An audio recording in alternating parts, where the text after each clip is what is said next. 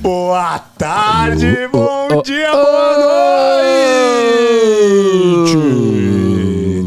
Sejam mais uma vez bem-vindos ao Beyond the Cage. Tá suave, tá agradável, que delícia de papo, hein, cara? Porra, Cara, meu, eu já legal, sabia que ia né, ser meu? assim, só que eu vou ter que fazer uma proposta pro cara vir aí a cada 2, 3 meses.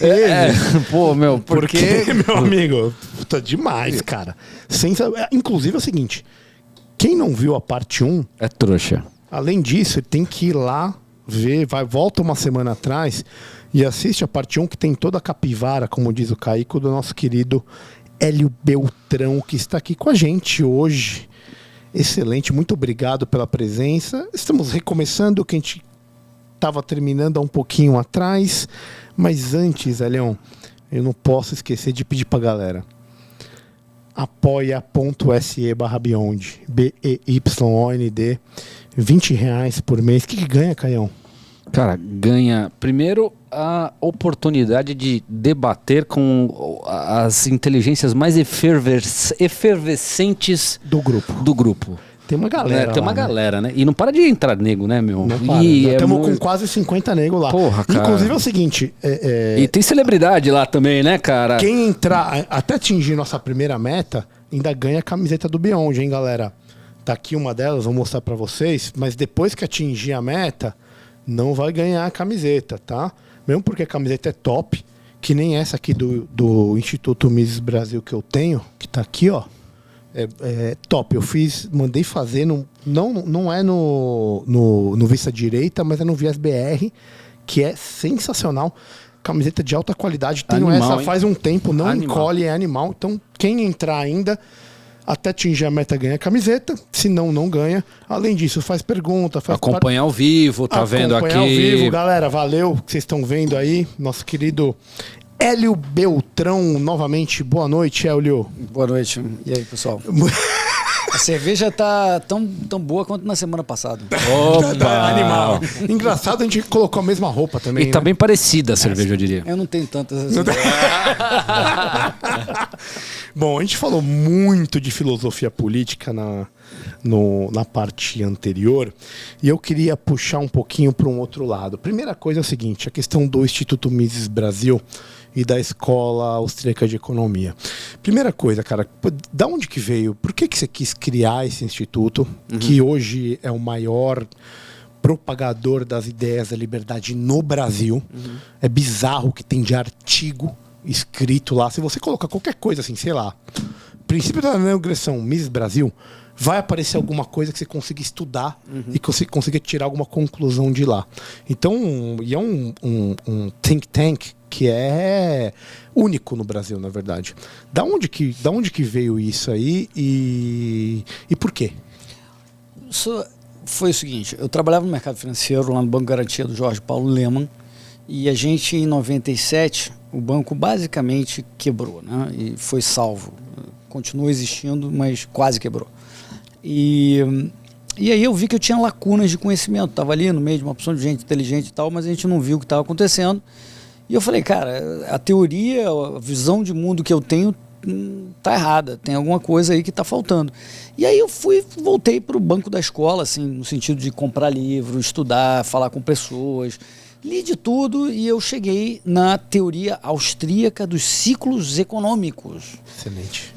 Que é o TACE. seguinte... TACE, isso, TACE, Teoria dos Ciclos Econômicos. E a teoria dos ciclos econômicos, ela tenta explicar, na minha opinião, explica muito bem, por que determinados períodos de tempo a gente tem crises horrorosas e depois tem bonança. Alguns anos de bonança, alguns anos de crise. E ela mostra, né, que o Banco Central tabelando taxas de juros e controlando o crédito da economia a partir de Brasília tem muito a ver com esses ciclos econômicos. Bom, eu descobrindo isso, eu falei, caramba, esse troço é muito relevante para mercado financeiro, para investimentos, para você fazer análise macro top-down, por exemplo. Se você tem um edge, né, uma vantagem em relação a outras pessoas do mercado, para entender quando o ciclo vai virar, quando ele vai virar para baixo ou para cima, que tipos de ativos funcionam melhor na alta do ciclo, na virada do ciclo, na baixa do ciclo, você vai tender a ter um retorno melhor com menor risco do que outras pessoas. Então eu comecei a usar isso, mas ao mesmo tempo eu falei, caramba, isso aí eu preciso entender tudo dessa tal escola austríaca de economia. E aí li de tudo. E quando chegou em 2008, em 2007, na verdade, que o meu painel de controle de investimentos me tirou da crise de 2008, o painel de controle baseado na escola austríaca, na teoria austríaca dos ciclos econômicos. E aí eu falei, caramba, eu tenho aqui um tempo livre, porque eu vendi tudo em agosto de 2007. Caraca, e você comprei vendeu em ouro. agosto de 2007? Quando os fundos da Goldman estavam perdendo 30%, o Paribas também. Aí meu painel de controle Too saiu... big to fall, né? Meu painel de controle, que tinha no centro um negócio chamado TED Spread, que é a diferença de taxa de juros entre o que os bancos pagam para captar dinheiro. Ou seja, quanto que ele promete para os clientes que ele vai pagar para investir 3 meses no banco. E o quanto o governo americano paga por 3 meses, essa diferença aumentou muito. Então, mostrando que os bancos estavam com algum problema. Estava alavancando. Estavam alavancando demais, estava faltando liquidez no interbancário, que é a circulação sanguínea do mercado financeiro, que é um mercado pequeno comparado com a economia como um todo, mas se tem um problema aqui fora, bate forte ali. Porque ele é o dinheirinho que dá lastro a todo o resto da economia, todos os empréstimos, ativos, mas ali é muito menorzinho, o negócio é todo alavancado. E aí, ali estava dizendo, deu problema aqui, está com problema ou de liquidez de bancos, ou de solvência de bancos, ou está faltando. E aí, eu saí. Bom, aí eu tive um tempo. Você saiu e você fez... Antes, comprei ouro. Eu saí dos meus ativos de risco. É um teste de correlação, desculpa, só porque você... Como não é correlação.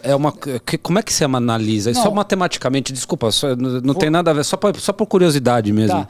Tem, é assim, muito difícil para eu falar em pouco tempo, mas é assim, por exemplo, eu citei esse TED Spread, esse indicador. Obviamente, eu fiz um backtesting. Perfeito. Desse indicador até 1980. Então eu percebi que ele era o que a gente chama de leading indicator, ele antecipava cagadas posteriores. Então, em 84, quebrou um banco nos Estados Unidos chamado Continental Illinois. Na véspera, uma semana antes, esse indicador chegou em 87, teve uma crise na Bolsa de Nova York. Todo mundo falava que era por causa de portfolio insurance, uma conversa fiada. Era por causa do dólar, mas o TED Spread mostrou. E eu fui vendo que a cada evento, não só o TED Spread, mas outras coisas que eu tinha lá, mostravam que estava tendo um aperto no interbancário, que as pessoas demoravam a sair das posições e tomavam a surpresa da queda. A teoria austríaca não trata só de quando você sai quando vai ter problema, também quando é que você entra de volta. Então, quando eu entrei em 2002, 2003, eu sabia que estava começando um ciclo, por causa da teoria dos ciclos econômicos, tinha acabado de ter o problema do Y2K, o estouro da bolha de internet, e o Greenspan diminuiu a taxa de juros de 5,5% para 1%, que era sem precedente naquela época, e ficou por um bom tempo. Então, eu sabia que estava começando um ciclo. A única regra que eu tinha ali, que não era da teoria austríaca dos ciclos econômicos, é o seguinte: eu sabia que a China era a potência emergente dominante. Então eu queria comprar ativos que a China precisasse consumir e que a China não produzisse. E eu sabia que, como estava começando a alta do ciclo, eu precisava comprar o que o pessoal de ações chamam de ações cíclicas, que são de certos setores que quando a economia cresce, vai muito forte, porque são intensivas em capital, investimento. Então, papel e celulose, siderurgia, minério, petróleo, cimento, até bancos. E eu analisei cada um desses setores e eu vi que o que a China não, por exemplo, ela era o maior produtor de cimento, era o maior produtor de siderurgia, não podia, eu não queria. Sim. E aí eu vi, não, peraí, minério, ela é a maior consumidora de minério e ela não produz. Opa, é esse. Aí eu saí, montei minha carteira baseada em ações mineradoras, porque estava começando a alta no ciclo. Então, é assim que funciona a teoria dos ciclos. Você entende quais são as classes de ativos que funcionam melhor em cada fase do ciclo e vai rebalanceando a sua carteira à medida que o ciclo vai ocorrendo. Você não vai zerar tudo. Eu zerei quando foi em agosto, porque o negócio estava sinais catastróficos realmente. Mas o normal é você diminuir, tirar o lucro do que você já teve e enfiar mais em coisas de menor risco. Então é mais ou menos essa a filosofia por trás do investimento usando a taxa. Você foi estudar Mises tendo uma pegada altamente direcionada para a tua atividade, Isso. né? Isso que é muito louco, né? Porque assim, às vezes os caras vão estudar política e tal, e o cara, né? Pô, isso não tem muito a ver com o meu dia a dia e tal, mas não, né? Você viu, isso é muito louco, né? Partiu de um problema prático dele, ou de um aperfeiçoamento de capacidades próprias dele. Isso foi sair da caverna, né? Não, saiu da caverna, excelente, mas eu entendi como que você ganhou dinheiro. Agora, da onde que você Então, tudo isso pra chegou dizer, o Miss Brasil a partir daí? tudo isso para dizer. Então, quando eu saí de tudo em 2007, eu fiquei sem trabalho. Porque eu comprei ouro e falei, agora eu vou observar. E aí, por acaso, estava acontecendo em Nova York o 25º aniversário, uma conferência do Instituto Mises. O aniversário, aliás, nós aqui no Brasil fazemos 15 anos esse ano. Pô, irado. E legal, naquela cara. época eles estavam fazendo 25 anos. Eu me mandei para lá, porque São Mises, São Hayek, São Rothbard me trouxeram todo esse benefício. Era e ainda continua sendo uma teoria pouco respeitada, pouco apreciada, e esse talvez seja o maior valor dela, porque pouca gente conhece ou acha que tem fundamento. Porque a pegada é mais econométrica, você Ao acha? contrário, não é econométrica. Não, porque a pegada sim. atual hoje é mais econométrica, ou americana, vamos Raciocinam, chamar. vocês que são médicos, raciocinam como RCT. Tá? Então, é econométrico. Então, o cara fala assim, o salário mínimo, ele ajuda as pessoas de baixa qualificação ou não? Vamos pegar dados e vamos massacrar todos esses dados e fazê-los confessar que sim, que o aumento do salário mínimo melhora. E hoje a ciência econômica está indo nessa direção. Durante 100 anos sempre se acreditou que se você aumenta o salário mínimo de forma artificial, você vai estar prejudicando justamente aquelas pessoas que você queria ajudar. Por quê? Por que é isso? Porque se você aumenta, imagina, aumentou para 2.000 hoje. Lá no Maranhão tem alguém que vai perder o emprego. Porque o empregador que quiser continuar pagando R$ 1.400, ele vai preso se contratar essa pessoa. Então ele não vai querer ficar mais ali. E aquele cara só agrega ao empregador, vamos dizer, R$ 1.600. Então ele vai ter que demitir o cara. E essas pessoas passam a ter subempregos. Ou podem até morrer, não ter subsistência suficiente para sua família. A ciência econômica sempre acreditou nisso, mas nos últimos anos o negócio virou tão econométrico que os dados confessaram que aumentar o salário mínimo pode ser bom, que não faz sentido algum, tá certo? Então, e justamente, então, a teoria dos ciclos econômicos, ela tem um método muito mais, também tem pegada matemática, porque você tem que ver a aderência da teoria à prática, você vai pegar todos os dados de mercado para confirmar o que está acontecendo, né? Para ver a quantidade de moeda na economia, como está a demanda por moeda, qual é o PIB, como é que funciona. Mas a teoria, ela tem uma lógica como se fosse o Methodenstreit dos alemães, experimento mental. Sim. Quando você fala, por exemplo, oferta e demanda, todo mundo entende o conceito de oferta e demanda. Mas esse conceito hoje é considerado pelos economistas não científico, porque é um raciocínio. É um raciocínio. O que é o raciocínio de oferta e demanda? Se eu imaginar, olha o que é o conceito de oferta e demanda. Se eu imaginar que a oferta de um bem é fixa por um segundo e aumentar a demanda porque veio, sei lá quem, de outro lugar e quer comprar também, o que acontece com o preço? Aumenta. Tem que subir. Mas olha que maluquice. Você está usando um método que a priori, a priori, indutivo, mas uma premissa cagada. Então, esse tipo de raciocínio que vale na física teórica. Sim. Einstein descobriu a teoria da relatividade sentado sem fazer um experimento. Ele sabia dos experimentos que existiam, o fotoelétrico, mas sentadinho ali, ele falou, não, então, se eu sentar na crista de uma onda de luz, o tempo vai parar, a massa vai subir, então o universo tem que funcionar assim. Depois de 10 anos, eles fizeram um experimento de eclipse e provaram. Então, veja que esse tipo de teoria que você, então, pega a teoria, eu chamaria de teoria empírica. Você tem uma teoria que ela cai de pé por si só e depois você confirma na realidade. Esse é um método que não é mais aceito. O método que é aceito é eu vou ter uma hipótese qualquer que pode não ser realista de nada, para nada. É por isso que o fato da história da escola austríaca ter refutado a possibilidade de você dar um preço por um bem, né, pensando na refutação da teoria socialista comunista, então de você precificar e parte da demonstração de que você não consegue determinar o preço de um produto a priori extrapolando, né? O ponto é, a teoria que existia até a escola austríaca era de que um valor de um produto, por exemplo, a gente tem aqui uma batata frita na nossa frente. É fruto do trabalho do empreendedor. É fruto da matéria-prima envolvida e do trabalho envolvido nisso. Aí entra a utilidade marginal decrescente. Então, até então, acreditava-se que tinha a ver com o valor das matérias-primas e do trabalho envolvido nisso. E a escola prova que isso não é calculável. Calmengue. É o método, né? E é óbvio que se você acreditasse nisso, faz sentido que os esquerdistas comunistas falassem. Sim. Então, obviamente, se tem lucro... A mais-valia faz sentido. Se tem lucro aqui, esse lucro tirou de alguém. Ele tirou de alguém. Tirou de quem fez a batata ou de quem trabalhou. Então tá tudo errado, né? Sim. Eles estariam, se isso fosse verdade, eles estariam certos na mais-valia que não está. E aí a escola austríaca demonstra que quem atribui valor a um produto é o consumidor. E aí, ao invés de o mundo funcionar por markup, que nem a gente fala em business, que você pega o preço dos produtos, vai precificar e você fala, então, custou X, eu vou colocar mais 50% e vou vender. Não é assim que o mundo funciona. O mundo funciona por markdown.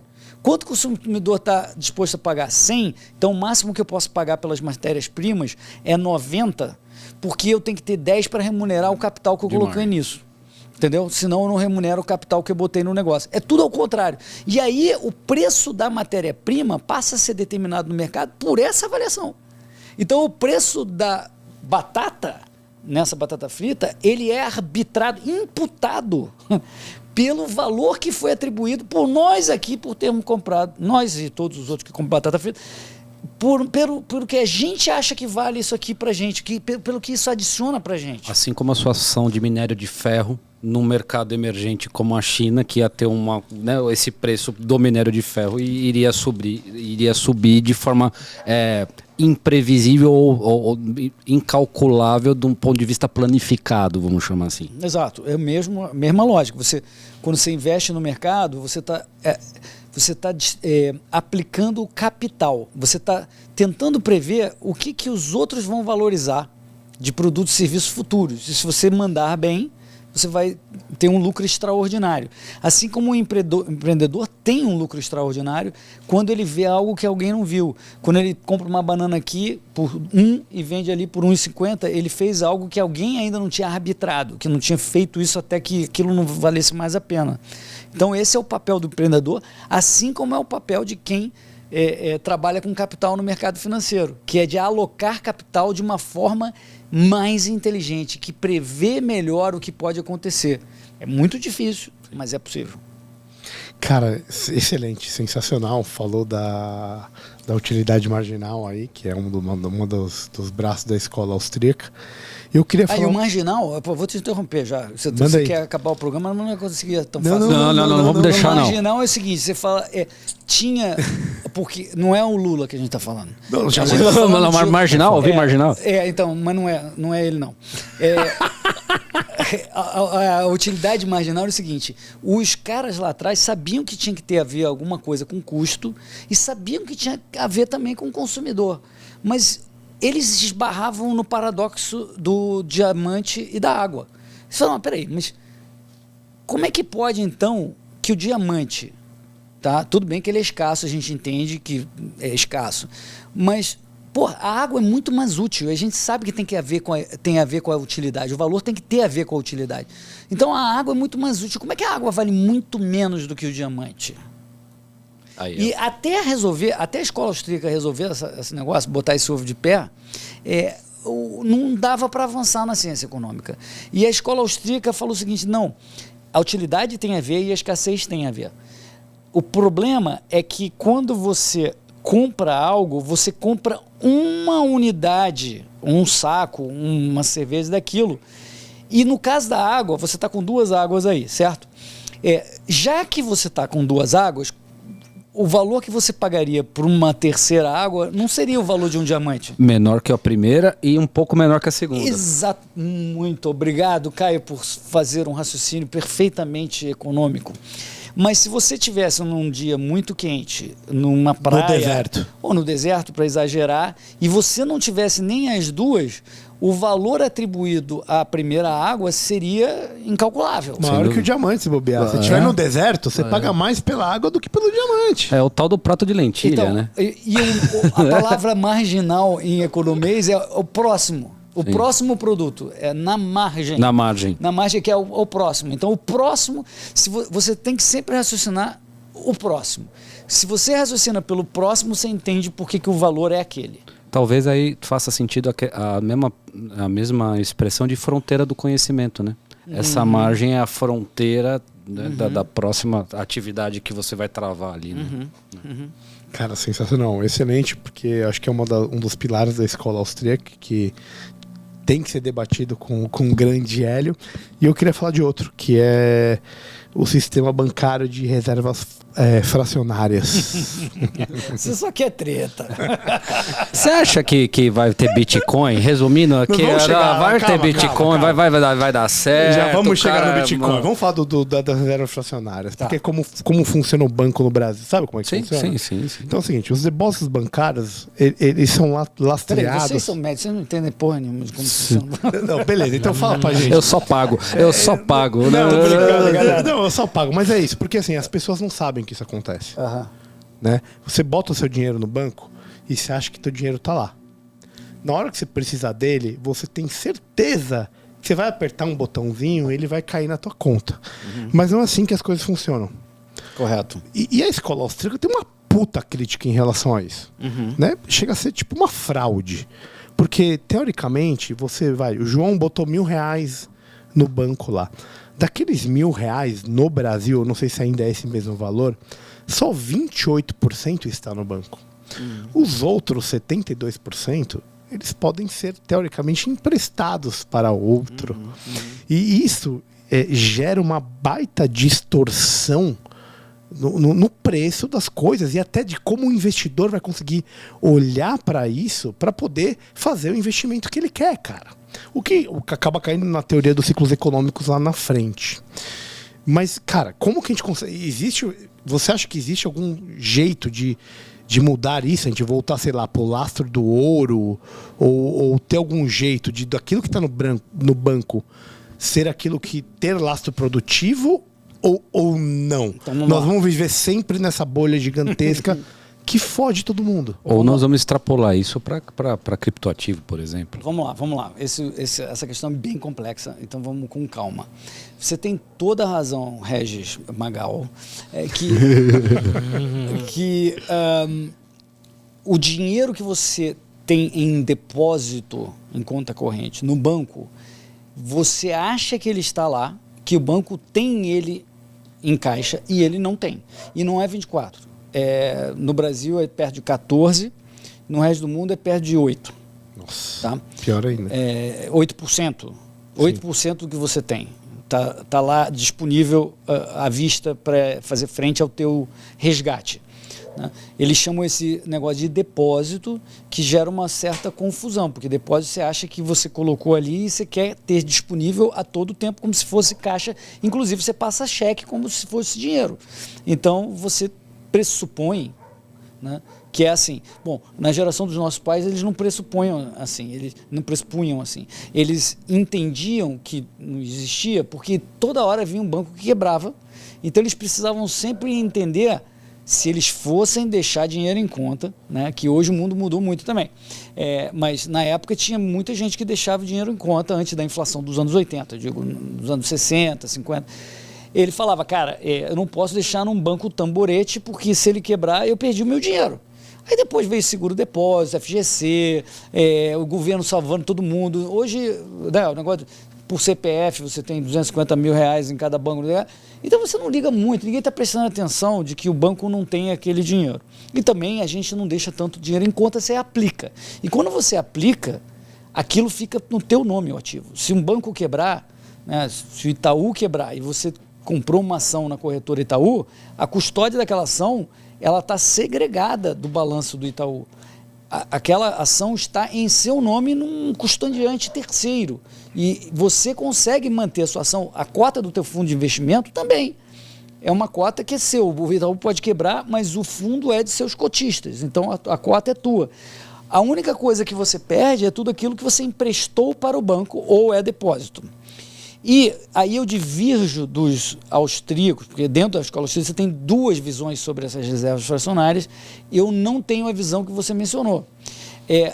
Tem pessoas que acham que a reserva fracionária é fraude por causa disso, porque você está dizendo que aquele dinheiro vai ser seu no momento que você pedir e você sabe que ele não tem aquele dinheiro. Mas é como se fosse o seguinte, imagina que você me empresta essa sua camiseta, tá? E eu te digo, a hora que você pedir de volta... Eu vou te dar minha camiseta aqui, porque não, você mas merece. não confunde, ele está estragando o meu... Tava argumentando direitinho. Parece a história do Walter Block com o Rothbard, que ele levantou para fazer, ele queria fazer um ponto técnico. Aí falou, quem pagaria mais por essa nota de $10 do que vale os $10? O Walter Block, eu pago, porque é você, o professor sensacional. Para de estragar o meu exemplo. Foi mal, foi uma adenda. Mas e eu te prometo, você concorda comigo? Isso é um deal possível. Você me empresta sua camisa e eu te digo, no momento em que você pedir de volta, eu devolvo. E é bem possível que possa ter acontecido alguma coisa com a camisa, eu não tenho mais... Ou que emprestei a camisa. Tô ganhando um caraminguá em cima ainda, eu emprestei. Que não seria muito legal, que é o teu exemplo que você estava falando. Entendi. Né? Mas o ponto que eu quero fazer é o seguinte, você pode achar que o dinheiro está lá e que é teu e que o banco te prometeu, tá? Mas você está redondamente enganado, porque o que você está fazendo é emprestar para o banco. Por que você está emprestando por banco? Porque se você tivesse um depósito mesmo, como você tem uma ação ou uma cota de um fundo, estaria no teu nome separado do banco. Perfeito. Quando o banco quebra, ele vai quebrar com o que você emprestou para ele, porque não é teu, você emprestou para ele, por isso que está aparecendo lá no passivo, quem entende? Médico não entende muito disso não, mas lá no passivo tem lá contas correntes dos clientes, Magal, R$1.000. Entre parênteses. Então, se o banco quebrou, ele devia para você. Não era teu. Ele devia e não vai pagar porque ele quebrou. Então, entenda que aquilo não se comporta como algo que é seu e que você vai ter a todo tempo. Se você quisesse isso, você poderia junto ao banco. O banco te oferece serviço de cofre. Você vai lá, tem um cofrezinho, que nem tem aqui atrás, a gente está vendo, não sei se dá para ver na câmera, tem os cofrezinhos com os uísques. Aí o cara vem aqui, guarda a garrafa de uísque e ele vai lá e abre quando ele quiser. Você poderia guardar o seu dinheiro no cofrinho dentro do banco, estaria em teu nome, não estaria no balanço do banco, e se ele quebrasse não tem nada com isso, você ia lá e pegava o negócio. Está segregado. Mas não, você está emprestando para o banco e está achando que não está emprestando para o banco. Você está emprestando para o banco. Então não é reserva fracionária no sentido que ele me prometeu e é uma fraude. Não é uma fraude, é isso que eu quero dizer. Perfeito. Você emprestou ao banco e ele quebrou e não te pagou. Mas esse sistema bancário gera uma distorção do preço real das coisas. Agora voltamos a concordar de novo. Perfeito. Por que ele gera? Porque não é fraude, é isso. Não é fraude. Tudo isso, eu gastei todo o tempo do seu falar programa que não é falar que não é fraude. fraude. Mas você tem razão na continuação, que é o seguinte, o banco ele está pegando dinheiro à vista. Sim. E está emprestando há 5 anos, há 10 anos. Não faz sentido nenhum. Não existe você prometer pagar dinheiro à vista para pessoas emprestando há 5 anos, por maior que seja a taxa de juros de 5 anos. Porque qualquer corrida de saque que tenha, quebra o banco. Isso só acontece porque o banco não quebra, porque o governo não deixa. Porque se fosse uma empresa... Imagina isso numa empresa normal. Em nenhum normal. lugar do mundo, né? Não deixa em nenhum lugar do mundo. Imagina uma empresa normal, acontece isso, ela toma dinheiro de um dia das pessoas, empresta para 5 anos, compra ativos de 5 anos, e aí ela não consegue pagar o dinheiro de um dia. Não tem fluxo de caixa. Não, E aí, o que acontece? Quando é banco, o governo fala, feriado bancário, não precisa pagar, começa tudo de novo, eu dou dinheiro. E aí isso gera o ciclo econômico, porque esses investimentos não existiriam em situação normal. Sem dúvida, não resistiriam, né? Esses investimentos são artificiais e não sustentáveis, porque eles estão completamente descasados no tempo. Não é que seja fraude, é que ele é inviável. Ele não faz sentido. Quem viveu a década de 80 viu que os savings and loans, que eram as empresas de caderneta de poupança lá, explodiram. Eles tomavam dinheiro em base mensal, como a caderneta de poupança, que tem aniversário mensalmente, e emprestavam para crédito imobiliário de 30 anos, cara. Como é que vai ser Bizarro, essa coisa de não tem como fechar a conta. No momento que dá alguma coisa de inflação, alguma coisa, o cara começa a sacar da poupança, explode os savings and loans. E aí o Reagan, olha, o nosso liberal teve que salvar com dinheiro público os savings and loans, porque explodiu tudo, porque não fazia sentido você captar com prazo de um mês e emprestando com prazo de 30 anos. O Reagan gostava do Hayek, né? Gostava muito do Hayek. Fiquei sabendo disso aí, né? Recebeu o Hayek na Casa Branca. Recebeu na Casa Branca. Nessa época de pandemia, né, e de variação, e na última, né, nessa última queda da Bolsa de Valores e tal, um argumento que a gente ouvia em todos os lugares foi de que você aprendeu com as últimas crises do capitalismo. Uhum. E uma das coisas alegadas era que essa injeção de dinheiro público nos bancos em situações de pandemia extremas desse jeito, elas estabilizariam uma catástrofe ainda maior. Uhum. Você compartilha desse argumento ou você acha que poderia deixar o pau torar e depois ver o que sobra? Eu sou simpático ao argumento de que no dia em que você passou, depois de 10 anos de fazer cagada, vai acontecer a cagada prevista por todos. Certo. Você vai deixar todo mundo perder todo o dinheiro? Essa lógica politicamente não voa, né? O problema estava lá atrás. Você não deveria ter feito essas políticas insustentáveis. Agora, eu quero falar uma outra coisa, porque eu falei muito isso em 2008. Muita palestra, muita lábia.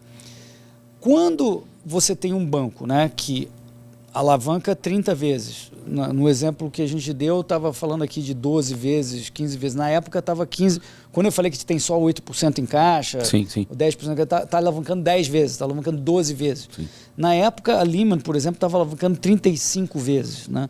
E outros bancos estavam nesse nível de alavancagem. Se o mercado cai 5%, a bolsa, os ativos do banco também perderam 5%. Para um capital de 3%, que é o equivalente a 33 vezes de alavancagem, um capital de 3% desaparece.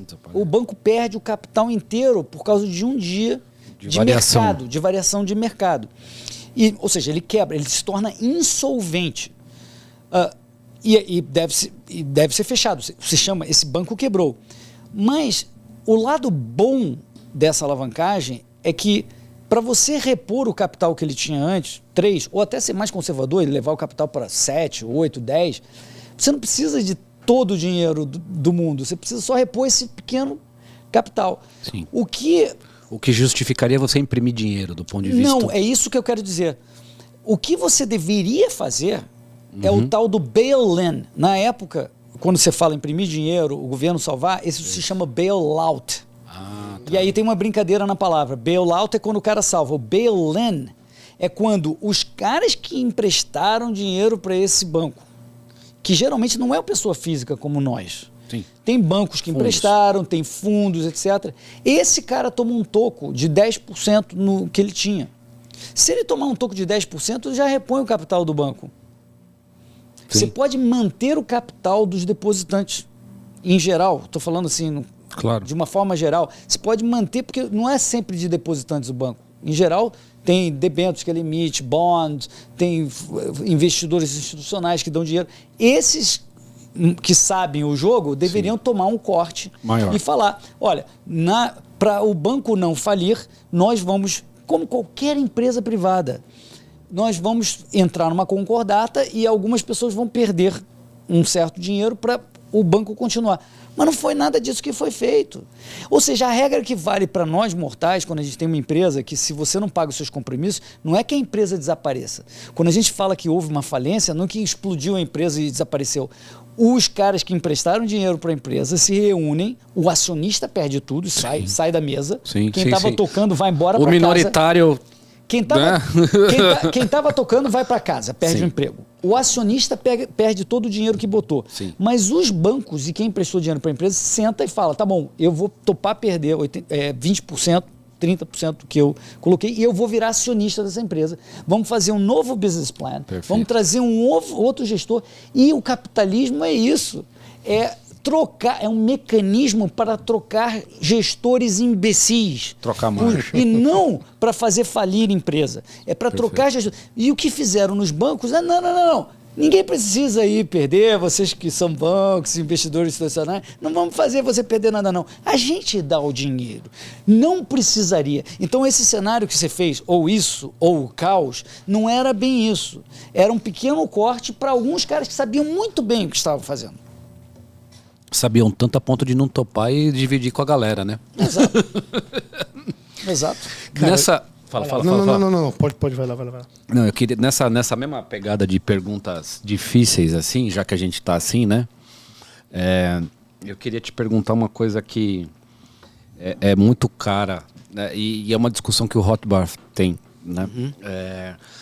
E assim, acho que eu poderia resumir assim. Você acha que propriedade intelectual tem prazo de validade? Já pegou pesado, velho. Vocês querem treta. Por isso que a gente tá aqui, Bom, velho. vamos lá. A propriedade intelectual, vamos falar de patente para simplificar. Isso. Ela é incompatível com a propriedade privada. Vou falar de novo. A propriedade, o que é chamado de propriedade intelectual, que na minha opinião é só um monopólio estatal intelectual, é incompatível com a propriedade privada. Por quê? Vamos dizer que eu faço um copo bonitinho, que nem esse aqui, né? Que tem essa coisinha aqui, esse formato, essa coisa aqui. Eu vou lá e registro esse copo no escritório de patentes. A partir deste momento, o mundo inteiro, ou a sociedade inteira daquele país, está proibido de usar a sua própria propriedade para fazer um copo mais ou menos nesse formato. Ainda que eu olhasse de longe e conseguisse estimar e fazer algo parecido. Não pode, não quer dizer que eu estou roubando. Com o seu trabalho, isso. Com o seu vidro, com o seu ourinho, você não pode. Com a sua máquina, você está proibido. Ou seja, quem registrou no escritório estatal coagiu a propriedade privada do país inteiro, ou do mundo inteiro. Então, portanto, ela é incompatível com a propriedade privada. Vamos combinar. Ou você defende monopólio intelectual, ou você defende propriedade privada. Que maluco. Eu sempre defenderei a propriedade privada. Se você não quer que copie esse copo, e calma, não faz a mesma coisa que você fez no caso do imposto é roubo. Sim. Não vamos falar de farmacêutica. Esquece farmacêutica. Não. Sim. Eu já sei o que você está pensando. Mas eu estou falando o seguinte... Mas é verdade, eu já sei. E você gastou pra criar aquela molécula? Para. Não estamos falando disso. Suspende o julgamento. No mérito. Eu tô falando o seguinte, no mérito. Fica aqui, foca. Até esqueci o que eu ia falar agora.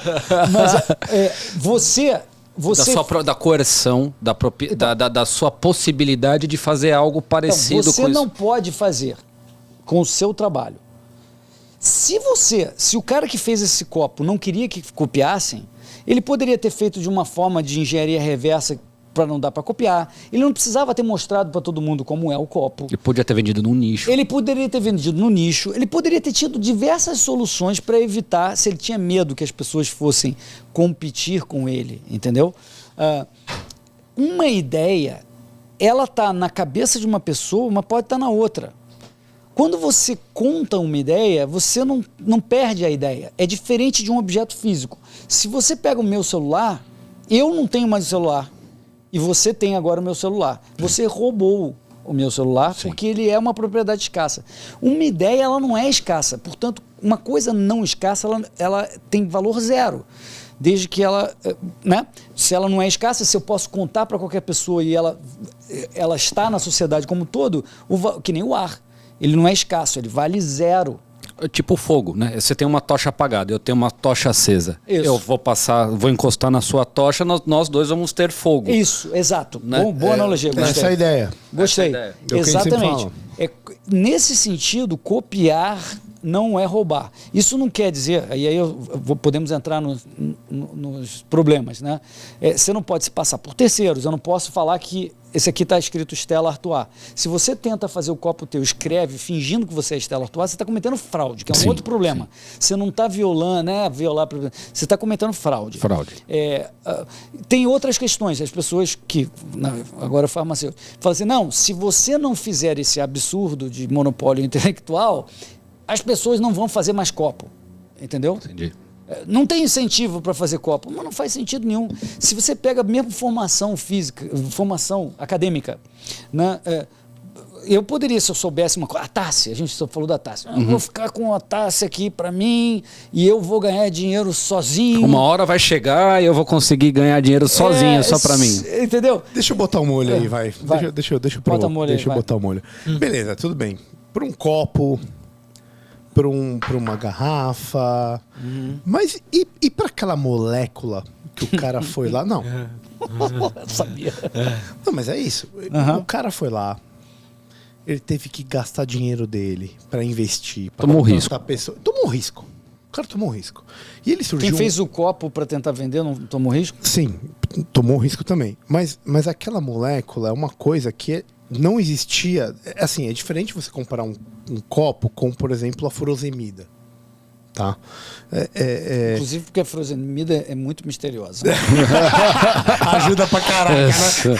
Nossa, essa furosemida deve ser um espetáculo. Não, mas é aí que eu quero chegar, assim. Porque, assim, tem coisas que você tem que desprender muito valor para chegar... pelo tamanho do investimento. Não, digo assim, você tem que desprender muito valor e muito trabalho, que é sua propriedade privada.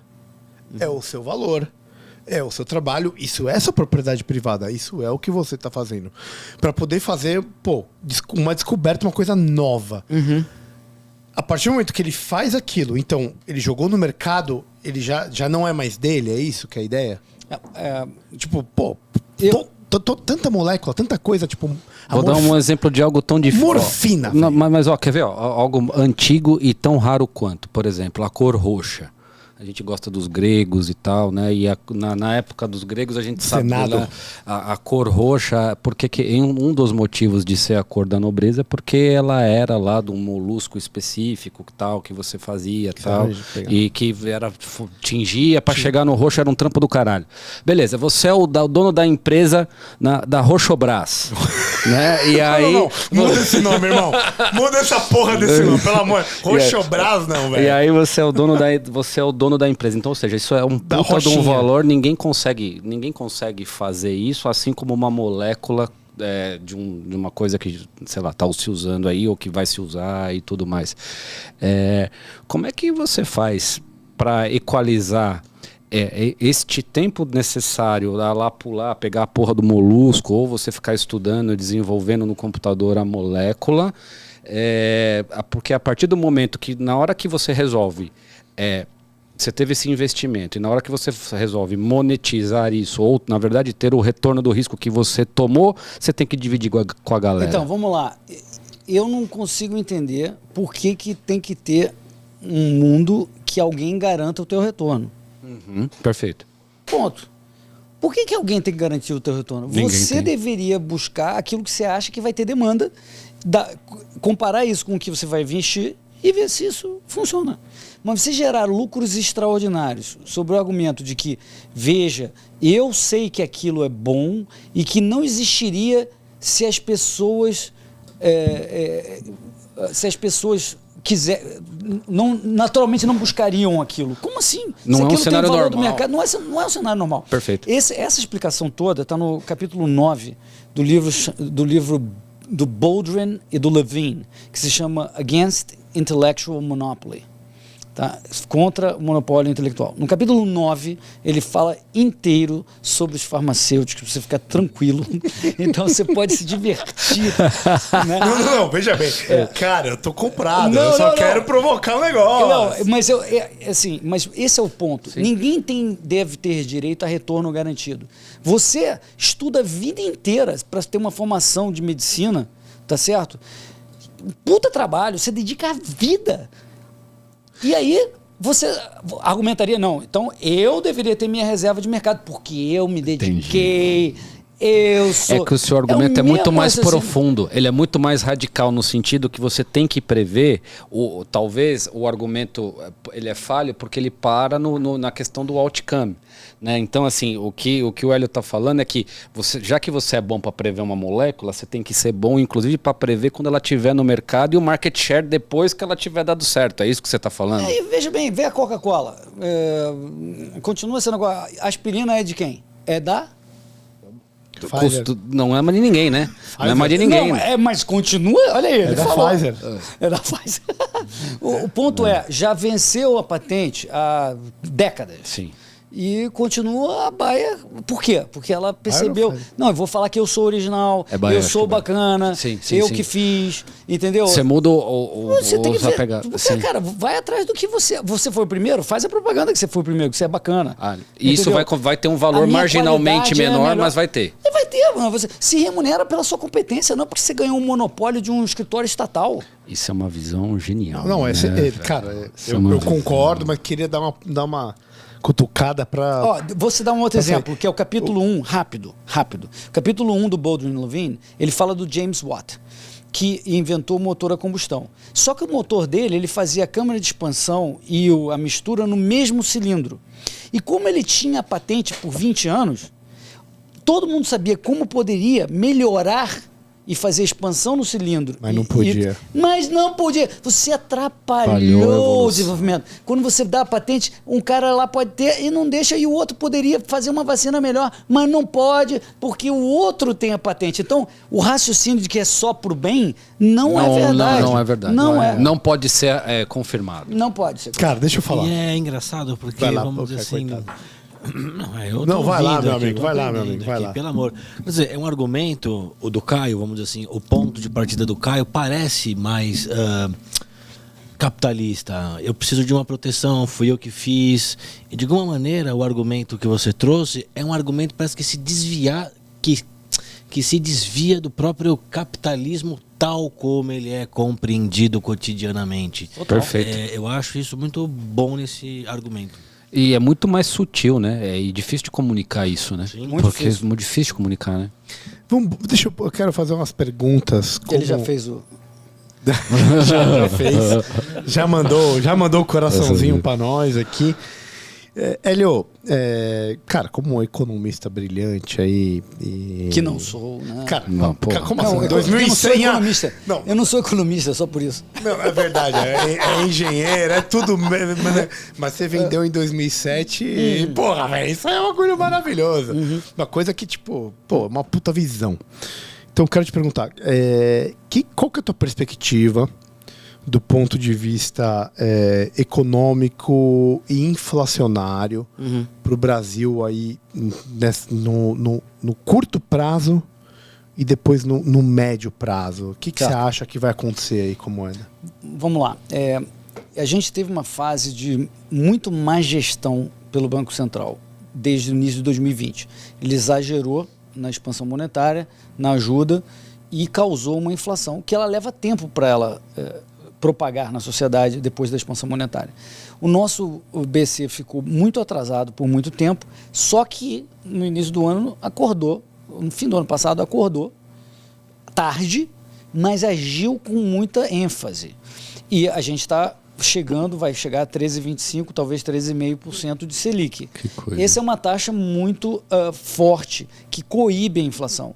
Por isso, e a gente continua tendo uma inflação muito alta hoje, mas eu estou falando isso há algum tempo, que eu acho que no segundo semestre a gente vai ter uma inflação, sei lá, de 3%, 3,5% no máximo, ou seja, uma inflação muito baixa comparado com a inflação que a gente está tendo, né? Se você anualizar o segundo semestre. Isso não é um consenso entre as pessoas que falam no mercado. As pessoas continuam achando que a gente vai ter um processo inflacionário seguindo mais ou menos no mesmo ritmo, talvez um pouquinho melhor, mas não uma queda tão abrupta da inflação como eu estou achando. Então, nesse sentido, eu estou tendo uma visão um pouco diferente, assim como em 2020 eu disse que ia dar o problema da inflação. Se você olhar aí entrevistas que eu fiz, depois eu te mando as entrevistas, eu falava, olha, vai ter um processo de inflação, que é inflacionário, estamos no meio de uma pandemia, não tem demanda. Sim, mas a partir daqui a 9 meses, tem etc. Um tempo. Tem um tempo para essa coisa propagar. Então isso é uma coisa que eu acho que vai acontecer. A gente tem a boa notícia de que o mandato do Roberto Campos Neto e de qualquer presidente futuro do Banco Central agora não coincide com o mandato da independência do Banco Central? Uma maior independência, os mandatos não coincidem, então ele pode perseguir a meta sem ter que pagar, né, pedágio político. Então eu acho que a gente vai ter um dividendo inflacionário a partir do ano que vem. A gente agiu na frente dos outros países, a gente vai ser reconhecido, talvez a moeda até aprecie mais, porque vai estar uma taxa de juros alta com inflação baixa, possivelmente vamos atrair capital. A gente está com o que a gente chama no mercado financeiro um carry, que é a diferença de taxa de juros positiva em relação à inflação, em relação a outros países, enorme. Os Estados Unidos está com inflação de 8,5%, com taxa de juros 1%. Então está negativo em 7%, 7,5%. A gente agora está positivo na inflação. Então, veja a diferença. O capital que ele gosta de viajar rápido para onde ele ganha mais dinheiro, está querendo sair dos países onde eles estão perdendo para a inflação e colocar em países onde eles estão ganhando para a inflação. Então, é muito raro países onde você está ganhando a inflação. O Brasil é uma exceção. Então, eu acho que isso tudo vai gerar um dividendo monetário para o Brasil a partir do fim do ano, início do ano que vem. Cara, isso é muito bom. Mas isso não significa compra pré-fixado. Você quer comprar renda fixa, você compra pré-fixado. O Hélio acabou de falar pra nós aqui. Já que nossos amigos da XP estão aqui, nosso querido Alexandre, nosso Ronaldo. Aí eu falo assim, onde é que você vai... Você ganhou 200... Onde você vai botar esse dinheiro, meu amigo? Me fala. É pré-fixado? Excelente. Cara, uma outra coisa que eu queria questionar antes da gente chegar, infelizmente, na parte final, é que eu queria, assim, quem é liberal de verdade, quem é libertário, ele consegue ver que a gente teve 2 governos, né, um que está sendo atual e um anterior, que são distintos, mas esperava-se um pouco a mais do nosso amigo Bolsomito, Arminha. Estava esperando algo a mais. Eu quero saber assim, como que você avalia hoje o governo Bolsonaro, mas também não esquecendo que antes a gente teve a Dilma e o Lula. A Dilma, a maior criadora de libertário da história da humanidade. Sem dúvida.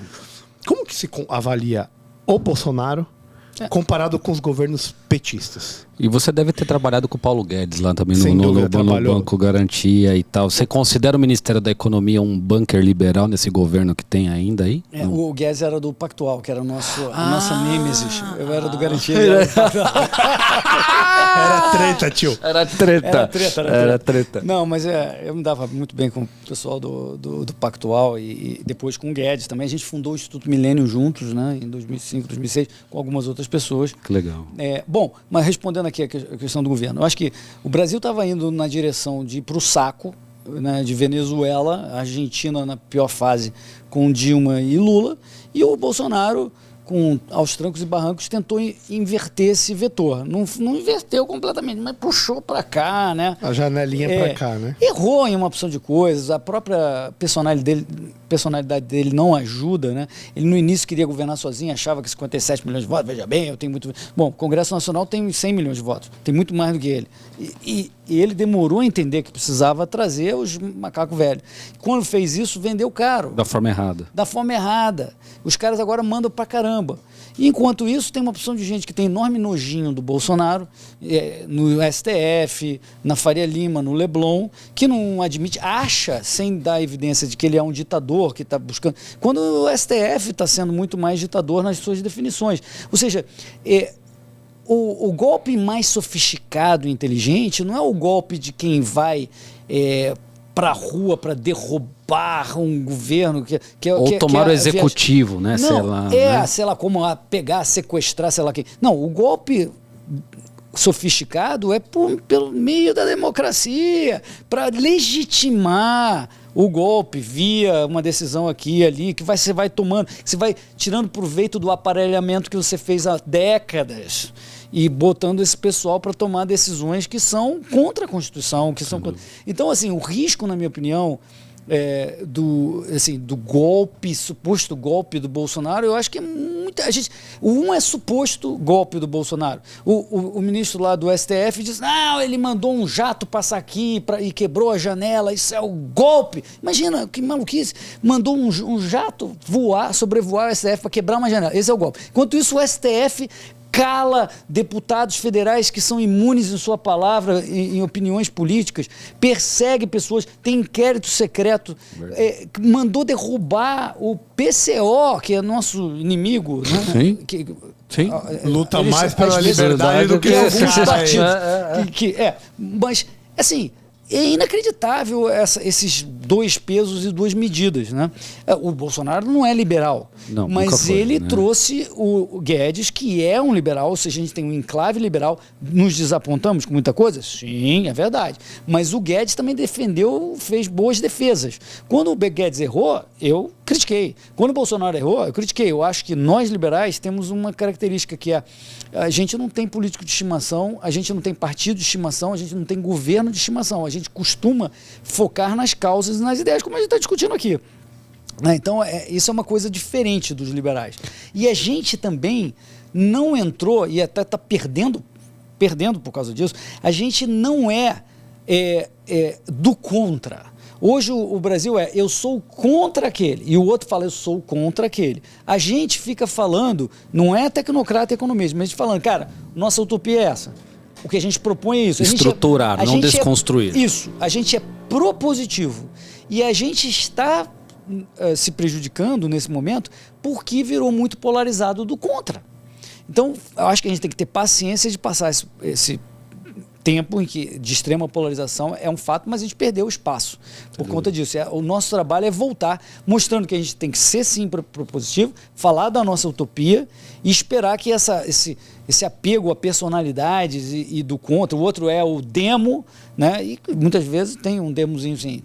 O demo dele por exemplo, do Molusco é bem grande aqui no ombrinho do Tom Jerry, né? No esquerdo, né? No esquerdo.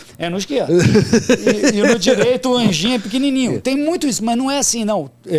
Tudo que esse cara fala está errado. E o que a esquerda fala isso do Bolsonaro. Tudo que o Bolsonaro faz está errado. Entendeu? Não é verdade. Né? Não é verdade. Não é assim. E a gente está sofrendo por isso. Pessoal, animal, cara, né, coisa maravilhosa. A gente está para terminar, mas antes de terminar nós temos nosso querido... Pitch do livro. O William vai explicar para nós. Pitch do livro. Explica para nós, William. Explica para quem não conhece. A gente já falou pro querido Ali Beltrão, mas para quem não está ouvindo a gente pela primeira vez aí, William, como é que funciona o pitch do livro, meu amigo? Funciona assim, na primeira parte, cada apresentador aqui traz um livro e o entrevistado tem que acertar quem trouxe o livro. Então vamos lá os livros. Primeiro livro, O Povo Brasileiro, a Formação e o Sentido do Brasil, Darcy Ribeiro. Vou mostrar aqui. Vai falando. Mostra pra galera aí que eu vou falar aqui, ó. Segundo livro, Pensadores da Nova Esquerda, Roger Scruton. Terceiro livro, Friedrich August Hayek e a Ingenuidade da Mente Socialista, Breves lições do Denis Garcia Xavier. Editado pela LVM. Editado pela LVM.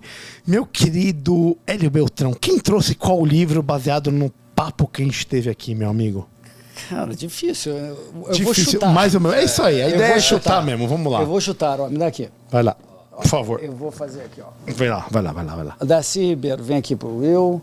Você vai ficar com o Hayek. E o esquerdo Scruton vai ficar com o Caio. Esse cara é do mal. 100% de Acho que é o primeiro! E com segurança. Com segurança, sem titubear. Sem Deu titubear. uma cagada Não. pros livros e jogou lá e foi, velho. Bateu pro gol e saiu andando, Saiu. nem olhou. Faz Romário. a conta estatística disso, você vai ver que não foi por acaso. Deu uma de Romário. E tá na cara que ele falou, né? Pô, esse daqui é do cara que só fala de libertarianismo. Não Esse não aqui tava difícil. indicou que era conservador. Isso, E esse isso. aqui tem uma puta cara de esquerda, só pode ser o Darcy Ribeiro. É exatamente isso. Eu conheço. Agora, a segunda parte do livro, Caião, como que funciona? O Cara, pitch? a segunda parte agora a gente vai tentar vender. Cada um, a ideia de trazer o livro é alguma coisa que tem a ver com o convidado, ou que a gente leu e enfim, que tá lendo no momento. E aí agora cada um tem 1 minuto para defender o seu e aí livro. no final vai escolher qual livro vai receber em casa via Amazon. Não é porque eu sei que você vai receber o meu, vai escolher o meu, e o meu tem dedicatória. Ele já tá. É, você vai escolher. A gente vai A gente tentar vai vender o vender livro, é. pra você. E como ele entendi. tenta ganhar, é melhor ele começar agora, né? Faz Não. você o primeiro pitch, vai. E como esse aqui é autografado pelo D. Olha que Pro apelão. meu filho, Que querido apelão. Davi. Se ferrou, porque Vida eu já tenho livre esse livro sempre. autografado pelo David. Mas você não tem que escolher, você escolheu o que você acha mais Já legal. era. Já era. Você fez Então já um que é, argumento. já Pitch era. negativo, ó o Já pitch que já negativo. era, já Já que eu vai, me ferrei, já começa pula. você Não. então, velho. Então vai, eu vou começar, vai. Bom, Roger Scruton, talvez falecido recentemente, na minha humilde opinião, dos pensadores conservadores que eu tive contato, talvez um dos mais fáceis de ler no sentido de clareza de ideias, né? Nesse livro aqui, Pensadores da Nova Esquerda, ele começa a falar da motivação ou dessa reação conservadora, né, que todos em algum momento sentimos, de falar assim, poxa, esse planejamento, né, de que tudo vai dar certo e é só questão de tempo, isso não faz muito sentido, né? Então isso aqui começa em maio de 68, foi quando o Scruton foi despertado para essa pergunta, e nesse livro aqui ele mapeia todos os pensadores de esquerda pós 68, então aí tem toda a turminha da escola de Frankfurt, né, e Os arrombados de Frankfurt. todos eles, Habermas, tem a turma do Gramsci, tem Foucault, tem a turma toda aqui, e ele vai refutando um a um. Então, para quem gosta, né, do argumento conservador e gostaria de ter mais argumentos pro embate, este é o meu pitch. Dá pra mim. Animal, ótimo. Posso mudar meu livro? Eu tenho um outro aqui que chama Ascensão de Atenas. A história da civilização do mundo, que ele não leu e eu posso brigar mais tudo bem. Vai você primeiro, depois eu vejo se eu consigo mudar o meu. O meu livro, como você sabe, é um esquerdista reconhecido. Mas ele tá aqui para provocar. Tá. Já ganhou, já. Existe um problema no Brasil, que é a interpretação do Brasil à pergunta do que somos. E inúmeros historiadores e filósofos como Cícero Romero, mais conservador, Gilberto Freire e Darcy Ribeiro tentaram responder. A escola austríaca parte de um pressuposto bastante histórico, como se a cultura antecedesse de alguma maneira e estruturasse a atividade econômica. Quando eu olho para a história do Brasil, eu fico com a pergunta: existe uma realidade brasileira que interpreta esse liberalismo? Quem são esses intérpretes? É nesse sentido que eu te ofereço o Darcy Ribeiro como uma reflexão como brasileiro liberal e não meramente como aquele que detém ideias liberais. Como é que a minha realidade presente se desvela de um ponto de vista dessa vida, né? Tira esse cara da mesa, velho. Ele, Não, porra, deixa velho, ele, deixa ele. meu, Animal, ó, excelente seu cara. pitch. Porra, Não, mas calma. Ganhou. Isso aqui é uma competição. R$19,90. Isso Por aqui... que você tem 2 tentativas? Não, isso aqui é uma competição. Porque ele é dono. Ele é dono, cara. Ele é dono. Ele é o dono da bola. Não. Isso aqui é uma competição. Aham. A gente tá vendo o que é melhor. Tá. Você prefere Darcy Ribeiro Não é perfeito Darcy Scruton Ribeiro. do que Hayek? Não. Não. Não vem com essa, não. É meu pitch, Esse é meu pitch, esse é meu livro- pitch, é esse- meu esse- sofista. Esse livro eu já tenho, já estudei e eu editei. Mas não é o Tá cancelado o seu pitch. Acabou. Perdeu. Você Pela primeira vez. Meu pitch que foi eu não vou cancelado. nem Ele fala. fazer o meu pitch. eu acho o Mas seguinte, tudo bem. 50% de chance. Calma aí. Peraí, mas eu tenho que votar. Não, mas eu nem fiz o meu pitch. Então é o seguinte, você não quer meu pitch, eu já perdi, mas eu vou fazer meu pitch pra você que tá em casa. Tá bom? Já que eu perdi pro Hélio, que vai ganhar um dos dois, acho que vai ganhar o William, chorou, Caio. Mas é o seguinte, já que o Hélio já tem o livro, você, amigão, você não tem esse livro. É um livraço. E é um livraço. Então, assim, eu tenho que falar isso pra vocês. Não dá. Hayek é um... Cara, é o símbolo... Não vou dizer que é o símbolo do libertarianismo, mas esse cara, ele conseguiu traduzir a liberdade em palavras, cara, em situações. Ele foi Nobel de Economia em 74, cara.